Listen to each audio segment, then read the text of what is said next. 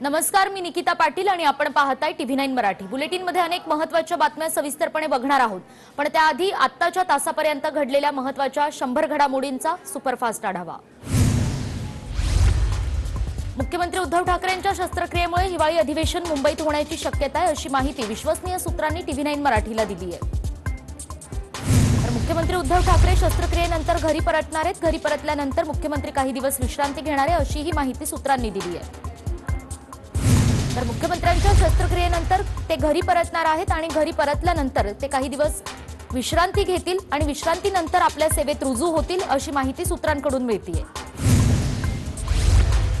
तर मुख्यमंत्र्यांच्या तब्येतीत आता सुधारणा होतीये। त्यांच्याशी संजय राऊत यांचा फोनवरून संवाद झाल्याचं स्वतः राऊतांनी सांगितलंय आणि येत्या 2-3 दिवसात ते रुग्णालयातून घरी परततील, अशी ही माहिती संजय राऊतांनी दिली आहे।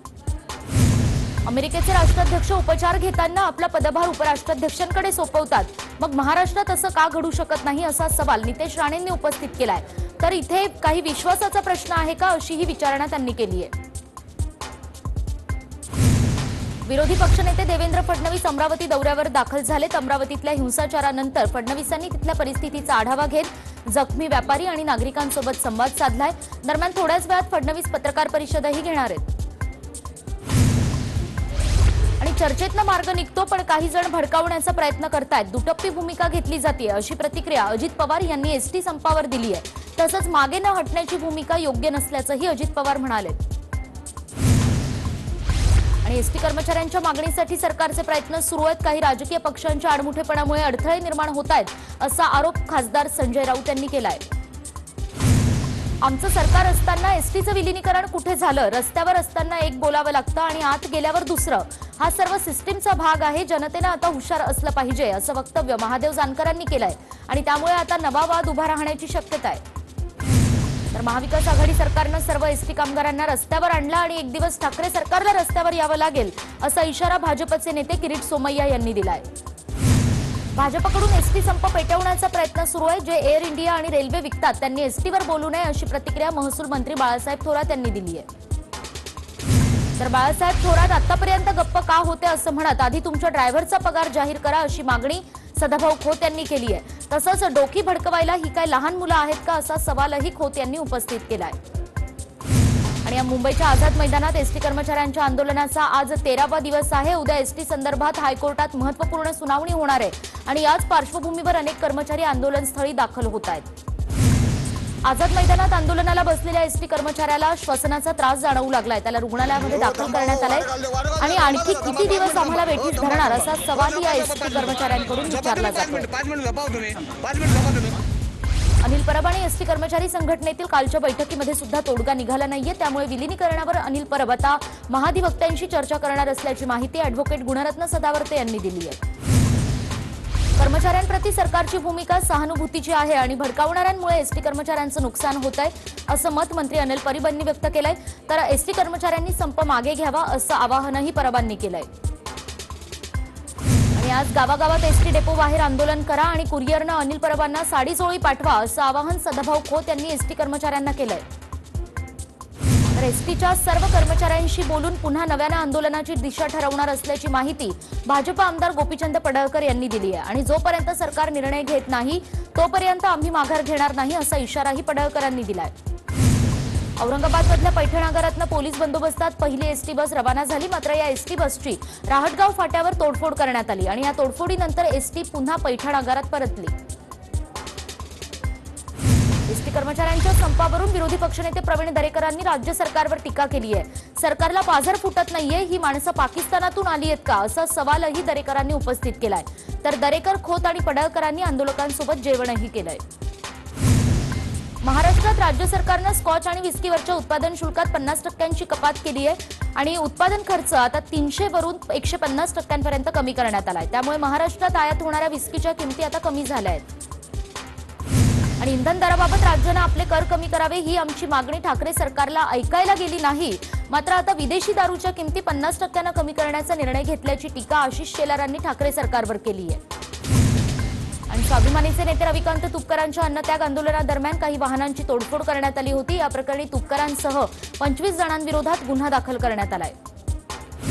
सातारा जिल्हा मध्यवर्ती बँकेच्या निवडणुकीदरम्यान शशिकांत शिंदे आणि ज्ञानदेव रांजणेंच्या कार्यकर्त्यांमध्ये शाब्दिक चकमक झाली आहे। त्यामुळे जावळीतल्या मेढा मतदान केंद्रावर तणावाचं वातावरण निर्माण झालं होतं। आणि सांगली जिल्हा मध्यवर्ती बँकेच्या निवडणुकीत मंत्री जयंत पाटील यांनी आपला मतदानाचा हक्क बजावलाय। इस्लामपूर हायस्कूलमध्ये जयंत पाटलांनी मतदान केलंय। तर सातारा जिल्हा मध्यवर्ती बँकेच्या निवडणुकीच्याही मतदानाला सुरुवात झाली। 21 पैकी 11 उमेदवार बिनविरोध झाल्यानं 10 जागांसाठी आज मतदान होतंय। गृहराज्यमंत्री शंभूराज देसाई यांनी पाटणमध्ये आपला मतदानाचा हक्क बजावलाय। सातारा जिल्हा मध्यवर्ती बँकेच्या पंचवार्षिक निवडणुकीसाठीही मतदान सुरू आहे। जिल्ह्यातल्या 11 मतदान केंद्रांवर हे मतदान सुरू आहे। तर जळगाव जिल्हा बँकेच्या निवडणुकीसाठी अगदी थोड्याच वेळात मतदान प्रक्रिया सुरू होणार आहे। यामध्ये 2855 मतदार आपला मतदानाचा हक्क बजावणार आहेत। जळगाव जिल्हा मध्यवर्ती बँकेच्या निवडणुकीसाठी एकनाथ खडसेंनी सहपरिवार मतदानाचा हक्क बजावला। यावेळी खडसेंनी महाविकास आघाडीचाच अध्यक्ष होईल असा विश्वास व्यक्त केलाय। काही वेळेपूर्वीच या ठिकाणी मतदान प्रक्रियेला सुरुवात झाली आहे। तर जळगाव जिल्हा बँकेच्या निवडणुकीसाठी गुलाबराव देवकर यांनी सुद्धा मतदान केलंय। या निवडणुकीत आमचे सर्व उमेदवार निवडून येतील असा विश्वासही त्यांनी व्यक्त केलाय। आणि धुळे जिल्हा बँकेसाठी मतदान सुरू झालंय। 17 जागांसाठी हे मतदान होत आहे। 7 जागा याआधीच बिनविरोध निवडून आलेल्या आहेत आणि त्यामुळे 10 जागांसाठी 20 उमेदवार रिंगणात उतरलेत। सुरेखा कुडचींसह मराठी चित्रपट आणि मालिका क्षेत्रातले बरेच कलाकार आज राष्ट्रवादी काँग्रेसमध्ये प्रवेश करणार आहेत। सुप्रिया सुळे यांच्या उपस्थितीत हा पक्षप्रवेश पार पडणार आहे। संत निळोबाराय मंदिर जीर्णोद्धारासाठी 50 लाख रुपयांचा निधी मंजूर करण्यात आलाय। उपमुख्यमंत्री अजित पवार यांनी हा निधी मंजूर केलाय। विधान परिषदेच्या नागपूर स्थानिक स्वराज्य संस्था निवडणुकीत भाजपनं ओबीसी कार्ड खेळत माजी ऊर्जा मंत्री चंद्रशेखर बावनकुळे यांना उमेदवारी जाहीर केली। उद्या बावनकुळे आपला उमेदवारी अर्ज दाखल करणार आहेत। फडणवीसांच्या उपस्थितीत ते आपला अर्ज दाखल करणार आहेत। कोल्हापूर विधान परिषदेसाठी भाजपचे उमेदवार अमल महाडिक उद्या उमेदवारी अर्ज भरतील। यावेळी चंद्रकांत पाटील आणि भाजपचे इतर नेतेही उपस्थित असणार आहेत। तर नांदेडमधल्या हिंसाचाराच्या निषेधार्थ उद्या भाजपकडून जिल्हाधिकारी कार्यालयासमोर निदर्शनं करण्यात येणार आहेत आणि या पार्श्वभूमीवर नांदेडमध्ये आता पोलीस बंदोबस्तात वाढ करण्यात येणार आहे। कृषी कायदे रद्द करण्यासाठी केंद्रीय मंत्रिमंडळाची मंजुरी मिळणार आहे आणि या संदर्भात 24 नोव्हेंबरला बैठक होणार आहे। सूत्रांनी ही माहिती दिली आहे। शेतकरी आंदोलनाची पुढची रणनीती ठरवण्यासाठी संयुक्त किसान मोर्चाची आज बैठक होतीये। शेतकरी आंदोलकांनी एमएसपी कायद्याची ही मागणी केली आहे। दरम्यान कृषी कायदे मागे घेतल्यानंतर सुद्धा आंदोलन सुरूच राहणार असल्याचं कळतंय। आणि गेल्या 1.5 वर्षात 700 पेक्षा अधिक शेतकऱ्यांचा जीव गेलाय। त्यामुळे त्यांच्या कुटुंबासाठी मदतीची मागणी होत असेल तर त्यात काहीही चुकीचं नाही असं खासदार संजय राऊत म्हणाले। तर पीएम केअर फंडामधनं बेहिशेबी रक्कम असल्याचंही ते राऊत म्हणाले। आणि पंतप्रधान नरेंद्र मोदी यांनी तिन्ही कृषी कायदे मागे घेण्याची घोषणा केल्यानंतर सुद्धा आमचं आंदोलन सुरू राहील अशी भूमिका शेतकऱ्यांनी घेतली आहे। येत्या 29 नोव्हेंबरच्या संसदेपर्यंत ट्रॅक्टर मोर्चा काढण्याची घोषणा शेतकऱ्यांकडून करण्यात आली आहे। केंद्र सरकार 6 सरकारी कंपन्यांची विक्री करणार आहे। BPCL, BASL, shipping corporation, Pawan Hans central electronics आणि नीलांचल इस्पात या कंपन्या केंद्र सरकार आता विकायला काढणार आहे। स्वदेशी बनावटीची युद्धनौका आयएनएस विशाखापट्टणम आज नौदलामध्ये दाखल होणार आहे। यामुळे भारताची ताकद आणखी वाढणार आहे। स्वदेशी स्टेल्थ मिसाईल डेस्ट्रॉयर जहाज आयएनएस विशाखापट्टणम संरक्षण मंत्री राजनाथ सिंग यांच्या उपस्थितीमध्ये नौदलात दाखल होणार आहे। गडचिरोली पोलिसांच्या चकमकीमध्ये नक्षलवादी जहाल नेता मिलिंद तेलतुंबडे ठार झाल्यानं नक्षलवादी आता आक्रमक झालेत। दरम्यान तेलंगणामध्ये तसंच आंध्र प्रदेशात आता सुरक्षा यंत्रणा अलर्ट झाल्या आहेत। एसटी कर्मचाऱ्यांच्या संपामुळे आज टीईटीसाठी येणाऱ्या परीक्षार्थींचे मोठे हाल होत आहेत। एसटीची सेवा ठप्प असल्याने या परीक्षार्थींना जादा पैसे देऊन परीक्षा केंद्रांपर्यंत प्रवास करावा लागलाय। जळगाव जिल्ह्यात सुद्धा एसटीच्या संपाचा टीईटीच्या परीक्षार्थींना मोठा फटका बसलाय। काही परीक्षार्थींनी तर वेळेवर परीक्षा देता यावी म्हणून परीक्षा केंद्रात आपल्या चिमुकल्यांसह झोका बांधून रात्री मुक्काम केलाय। आणि धुळ्यामध्ये शिक्षक पात्रता पूर्व परीक्षेत अर्थातच टीईटी परीक्षेसाठी विद्यार्थ्यांना पोहोचायला उशीर झाल्यानं त्यांना परीक्षा केंद्रात प्रवेश मिळाला नाही। खासदार सुभाष भामरे यांच्या मतीनं विद्यार्थ्यांना या ठिकाणी प्रवेश मिळाला। कोल्हापुरातील शिक्षक पात्रता परीक्षा म्हणजेच टीईटी परीक्षा केंद्रावर गोंधळ झाल्याचं समोर आलंय। केंद्र प्रमुखांनी गेट बंद केल्यानं या ठिकाणी गोंधळ उडालाय आणि परीक्षा केंद्राबाहेरच विद्यार्थी आणि विद्यार्थिनींनी मोठी गर्दी केलेली पाहायला मिळाली। नागपूर विभागात आणखी 10 एसटी कर्मचाऱ्यांचं निलंबन करण्यात आलंय। तर आतापर्यंत 57 रोजंदारी कर्मचाऱ्यांना सेवामुक्त केलं गेलंय। एसटीच्या संपामुळे विभागाचं दररोज 58 लाखांपेक्षाही जास्त नुकसान होत आहे। आणि नांदेडमध्ये एसटी कर्मचाऱ्यांच्या संपामुळे प्रवाशांचे मोठे हाल होत आहेत। खासगी वाहनांना जास्त पैसे देत प्रवासी प्रवास करावा लागतोय। सलगच्या सुट्ट्यांमुळे शिर्डीच्या साई मंदिरात दर्शनासाठी भाविकांनी मोठ्या प्रमाणात गर्दी केली आहे। ऑफलाईन पास काउंटर समोर भाविकांच्या लांबच लांब रांगा लागलेल्या पाहायला मिळाल्या।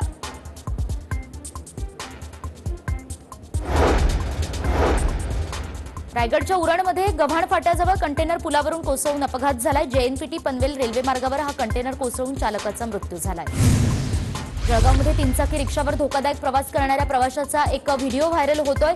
आरटीओ विभागाचंही अशा अवैध वाहतुकीकडे दुर्लक्ष असल्याचं पाहायला मिळतंय। तिकडे नंदुरबार जिल्ह्यात 11 महिन्यात 10,000 किलो गांजा जप्त करण्यात आलाय। दुर्गम भागात पोलिसांनी कारवाई करत 12 ठिकाणचा गांजा नष्ट केलाय। तसंच 28 आरोपींना अटक करण्यात आली आहे। सिंधुदुर्गातल्या वेंगुर्ले मोचेमाड समुद्रात मासेमारी करत असताना रापणीच्या जाळ्यात 3 मोठे डॉल्फिन मासे अडकलेत। मच्छीमारांनी डॉल्फिन जाळ्यातून सुखरूप बाहेर काढलेत।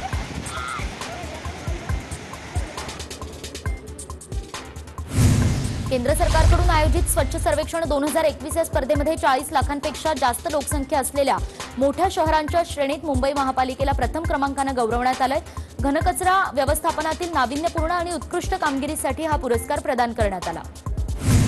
तर स्वच्छ शहराच्या रँकिंगमध्ये नागपूरचा क्रमांक घसरलाय। नागपूर स्वच्छ शहराच्या रँकिंगमध्ये 18व्या क्रमांकावरनं 23व्या क्रमांकावर गेलाय। घनकचऱ्याचं व्यवस्थापन न झाल्यानं नागपूरचा क्रमांक खाली आलाय। आणि स्वच्छ सर्वेक्षण स्पर्धेत नाशिक देशात 17व्या स्थानी घसरलंय। गेल्या वर्षी 151 गुणांमुळे टॉप 10 मध्ये नाशिकचा मान होता। तर ध्वनी प्रदूषणात नाशिक देशाच्या यादीमध्ये टॉप 10 मध्ये आल्यानं प्रशासनानं लक्ष देण्याची गरज निर्माण झाली आहे। खोपोली नगर परिषदेला स्वच्छ सर्वेक्षण पुरस्कारानं गौरवण्यात आले। सस्टेनेबल सिटी आणि स्टार सिटी या 2 पुरस्कारानं खोपोली नगर परिषदेचा सन्मान करण्यात आलाय। स्वच्छ सर्वेक्षण 2021 अंतर्गत झालेल्या उपक्रमात नांदेड महानगरपालिकेचा राज्यात 2रा क्रमांक आलाय। प्रत्यक्षात नांदेड शहरात कचऱ्याचे ढिगारे साचलेले असतात आणि असं असताना सुद्धा सर्वेक्षणामध्ये नांदेड महानगरपालिकेला नामांकन मिळालंय आणि त्यामुळे सगळीकडे आश्चर्य व्यक्त केलं जातंय। तर नांदेडच्या माहूर तालुक्यात आरोग्य सेवेला इंधन टंचाई भासतीये। जननी शिशु सुरक्षा अंतर्गत येणाऱ्या अँब्युलन्स गाड्यांना डिझेलचा पुरवठा वेळेवर होत नाहीये, त्यामुळे गरोदर महिलांना प्रसूतीकरिता येण्यास मोठ्या अडचणी येत आहेत।